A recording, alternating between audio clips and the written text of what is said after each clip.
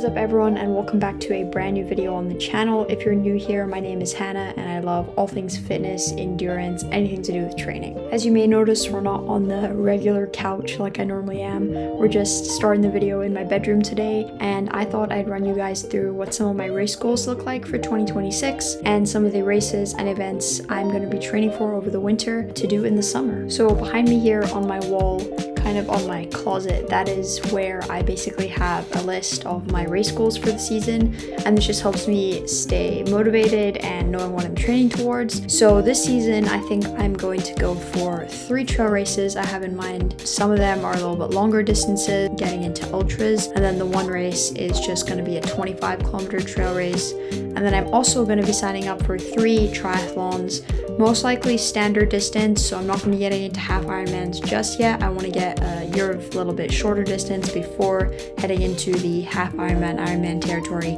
So for this season, we'll probably have about 6 races total, because races are expensive as well, and it can be hard to be able to save enough for gear and races, especially being a student. So I'll be running you guys through each race individually, what it's going to look like when it is, and kind of how I'm going to approach the training leading up to it. So I'm going to be referencing my phone because I don't want to keep on looking back at the wall behind me. So just be looking at this, and yeah, I have all my calendar and race dates on here. So first race of the season, this was actually a more spontaneous decision that I was going to do this. I was running with some friends on a run on Thursday night. We usually run the trails in a local mountain just in my town.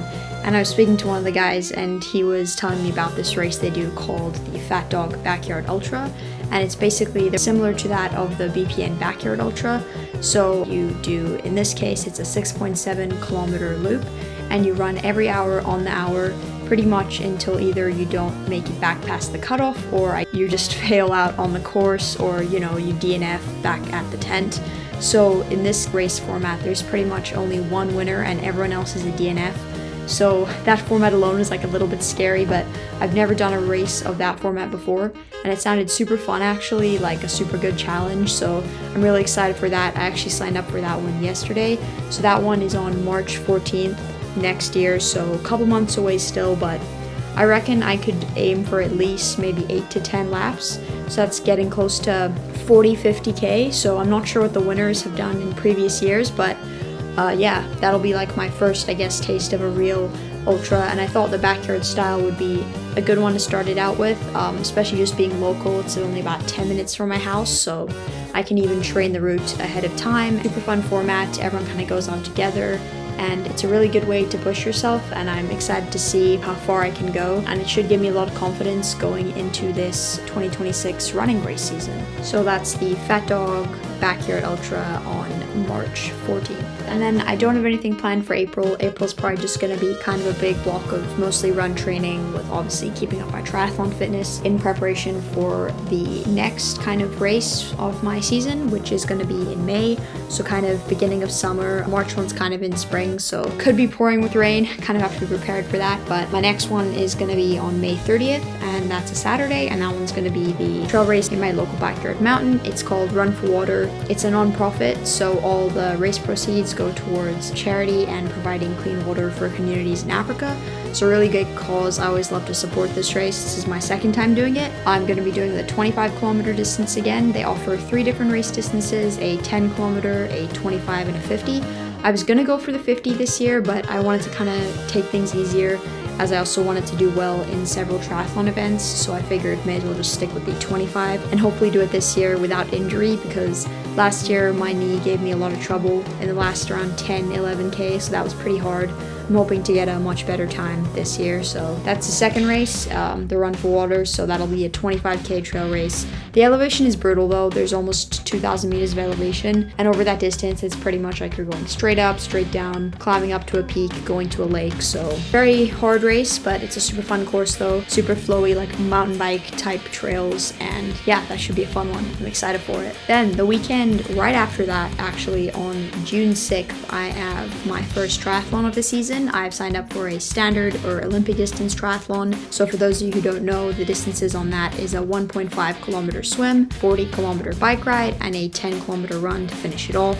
And this one is going to be a couple hours, I guess, northeast of where I live, so I will have to drive up for the weekend, but it's called the Oliver Triathlon. So that'll be my first standard distance triathlon. Actually, I mainly just did sprints in the past, never really done a standard distance, so I'm super excited to be experimenting with a little bit longer distance, see how I perform on that, and that'll be the first triathlon of the season. Because it's so early in the season too, being in June, here in BC the lakes may still be pretty cold, so I may have to consider wearing a wetsuit. I did not wear a wetsuit for my last triathlon just because it was at the very end of summer and the lake was like super warm, like 20 degrees Celsius, but because this one's in June and it's up country, I'm gonna predict it's gonna be a little bit colder. But yeah, we'll see how that goes, going straight from a 25 kilometer trail race straight into the triathlon there. We'll see how my legs hold up, but hopefully it'll be good for building my stamina. And then we have a week's break, and then the week after that I am signed up for another ultra. This is a kind of not backyard ultra style, but the idea is you either run for 6 hours straight, 12 hours straight, or 24 hours straight on a 10 kilometer loop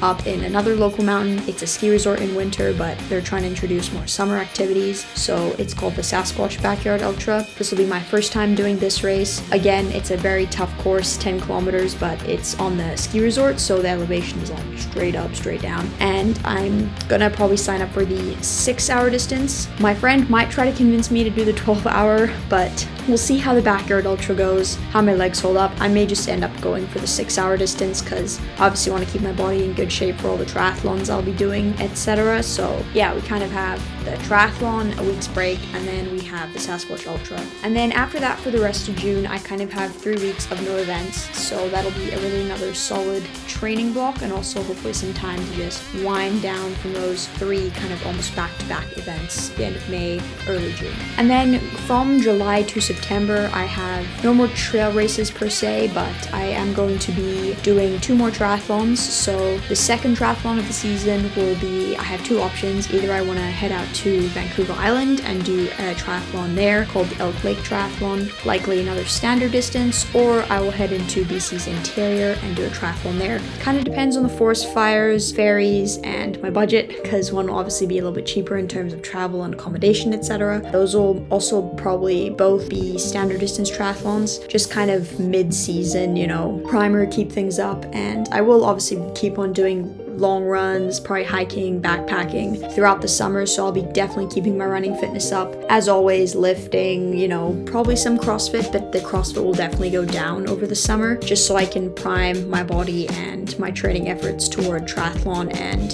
endurance focused stuff. So yeah, we'll have either one of those 2 triathlons, Elk Lake or the one in Kelowna, and then final event of the season will be another triathlon, the 3rd triathlon of the season, and that'll be the Coldest Lake one, and I'll probably do the standard distance again, maybe the sprint, depending on how the body feels. Obviously that's like almost in a year from now because we're only in November. That one's only in September next year, so I'll be signing up for that one sometime in the summer or, you know, closer to the time, but that'll be my end of season kind of finisher. And yeah, after that we'll see what the year holds. We'll see what year after next holds. My goal is to try and qualify perhaps for something bigger in triathlon. I'm really going to try and push the training and see what I am capable of, but obviously you never know, injuries, illness, but we're gonna train hard and yeah, see what results we can get in my triathlons this summer.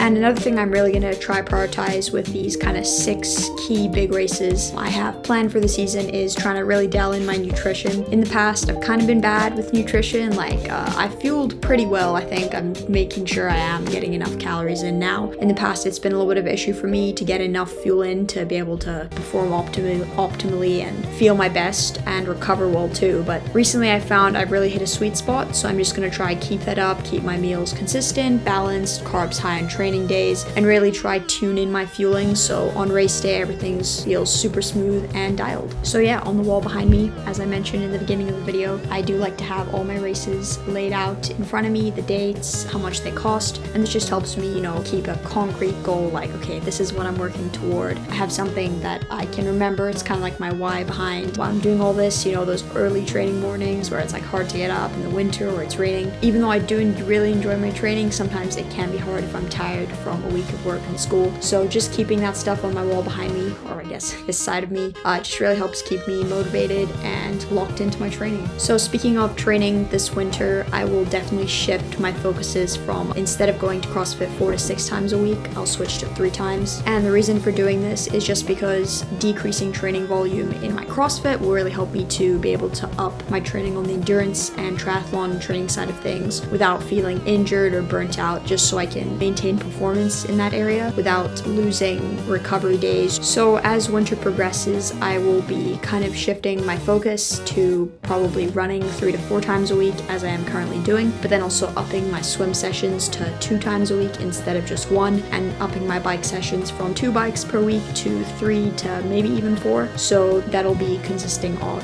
tempo efforts, intervals, as well as just some easy rides, which I found have been really helpful for recovery, especially just kind of shaking out my legs after some harder running efforts. Spinning on the bike, I found has really helped just getting the blood flowing and promoting good recovery. So that's going to be kind of the plan for the winter going into summer. This has been a different type of video for you guys, but I thought I may as well give you a little insight into everything you see on the channel, kind of the videos I post that kind of show insights into my little day-to-day training, just kind of a why behind why I'm doing those sessions and what I'm training for. So that's going to be it for today's video. If you enjoyed, don't forget to like and subscribe and follow along for more content like this, and also make sure to keep an eye out for a future video that'll be another full day of training and eating. See you guys in the next one soon.